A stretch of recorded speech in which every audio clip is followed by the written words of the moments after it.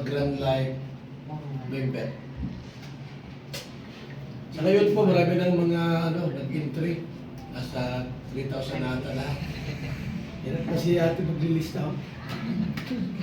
Register ka na ba? Na-register ko na. Oo. Okay.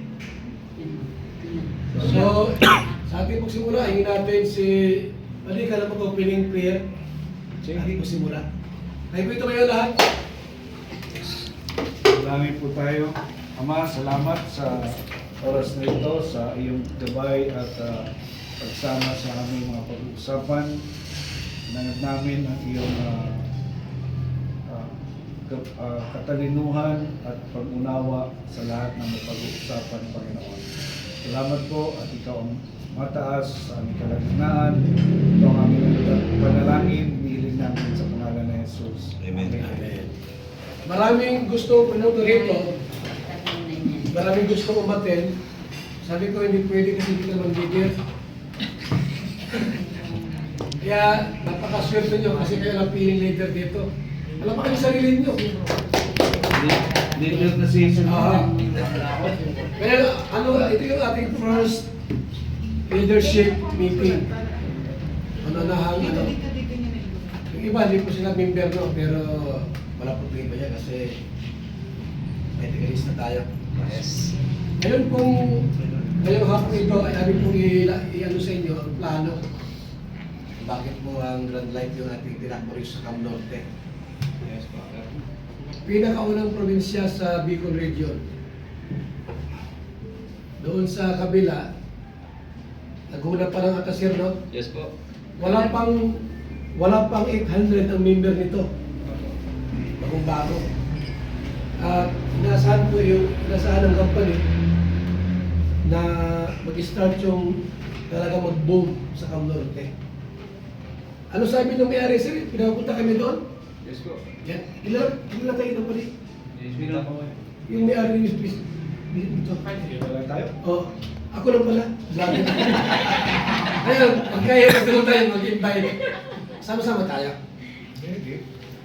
So, next namin po na sabihin namin sa inyo yung layunin dito. Kasi mayroong programa ang company po na Millionaires Club. Bira yan. Grabe. Pigilan mo. Biglang milyonaryo ako tayo yan. Sir, Yes. ang ating pinaka-upline po para siyempre unahin natin yung product muna kung gaano kaganda. No? May marketing plan siguro. Dito rin tayo. After noon, yung meeting natin na ba't siguro sabihin ko yung Grand Life. Ating palakpan si ating ano pa lang si? Sorry po. Sorry! Ating palakpan si Norby. Yan ano po. So maraming salamat po. Siyempre una sa Lord to. Dahil hindi naman mangyayari lahat ng to. Higit niya nilo. Naniwala pa ako dyan. At yun, sabi nga, marami namang klase ng pagyaman. Pagyaman as physical, no? Emotional, spiritual, then financial. So this time, okay na ba pag-usapan muna natin yung pagyamang financial? Okay lang po ba sa inyo? Kasi pag-uusapan natin at yung pag-uusapan natin patungkol sa Grand Life, ay syempre usapang pagyamang po ito. Yes! Grabe! Hindi lang po pag Kayaman na kami. okay ka, pero yung main goal natin talaga, syempre kung pamilyar naman kayo sa industry at naranasan nyo, kung bakit talagang pagyaman dahil naranasan naman natin talaga, marami talaga ang nabagong buhay dahil sa industry. Yun po yung katotohanan dito. Na ang network marketing po, ito po ay totoo. Okay, sa mga hindi naman, syempre, nakaranas na talagang hindi. Dahil maaaring hindi talaga sila seryoso at hindi talaga nila naunawaan. Okay po? Kasi imagine nyo man, Kuya Bal, bakit mo niya kailangan gawin pa ito? Sabi niya, di ba? So, ibig sabihin, simple lang dahil alam niya na meron talaga dito na pwede tayong ikayaman. Tama? So, ngayon, si Grand Life po, kumakatok po sa puso natin at isipan nyo. Actually kami naman, nakapagbukas na ng pinto. So, sa mga hindi pa, ito naman po ay oportunidad na pwede nyong tanggapin, pwede nyo rin tanggihan. So, hindi tayo mamimilit. Okay? So, So, maganda dito, sabi nga leaders na nandito. Pagka seryoso na to. Kumbaga simula ito ng mga gagawing plano ng grupo. No? Kumbaga kasama natin yung idol natin, yung Palina, no? Kuya Bali, na personally mas kilala nyo. No? So ako hindi masyado, pero sa base sa nakikita ko, tingin ko naman, di ba? Iba yung pagkakalaan sa kanya. So, ayun. So, ang company po natin is Grand Life, no? International. So, 2 months ago, sabi ko nga is nagkaka-launching nyo po niya, soft launching. So, napakabata pa niya.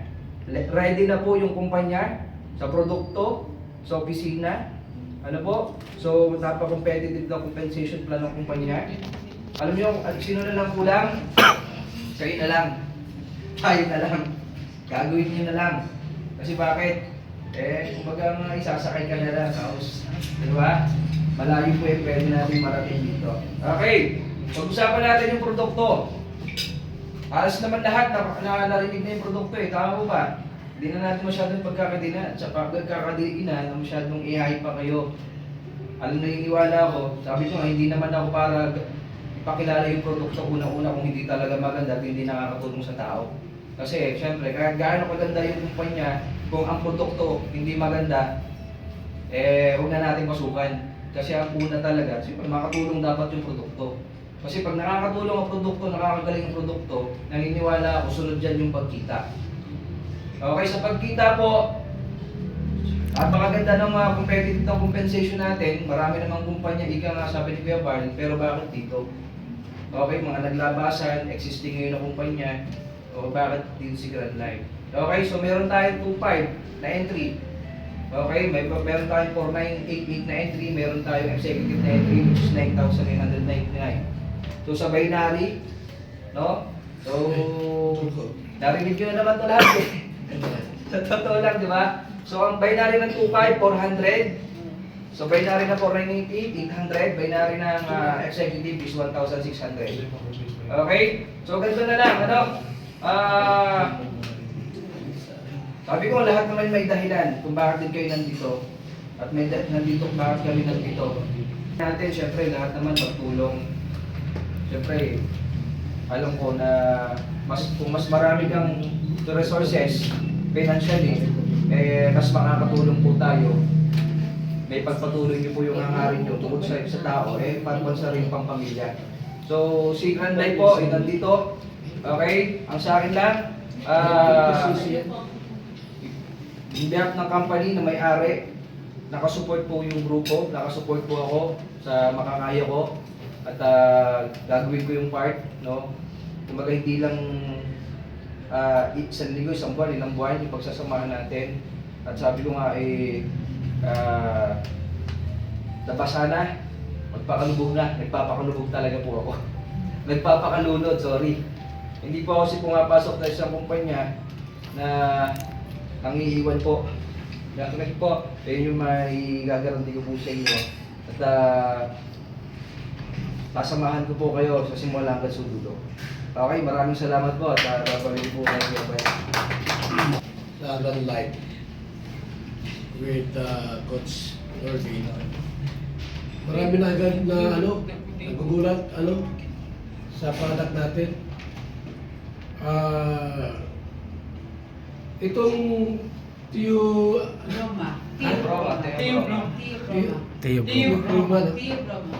matagal na pala ito sa market. Kasi isa kong networker dito sa diet na kasama. Ginamit na yan dati.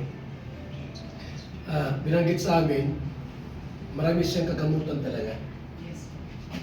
Ang arthritis natin, rayuma, tapos mahinang katawan.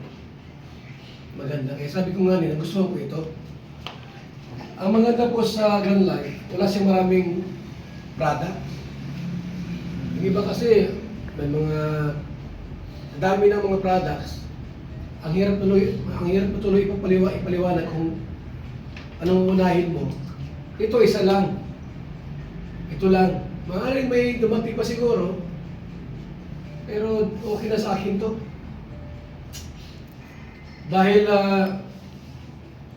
meron siya magandang kumplan, may mababa at may mas mataas. Ano? So, siguro, yung nagbigay sa atin ng magandang testimony tungkol sa products. Ikaw muna ang mag-testimony tungkol dito. Tagawad dyan ng ano?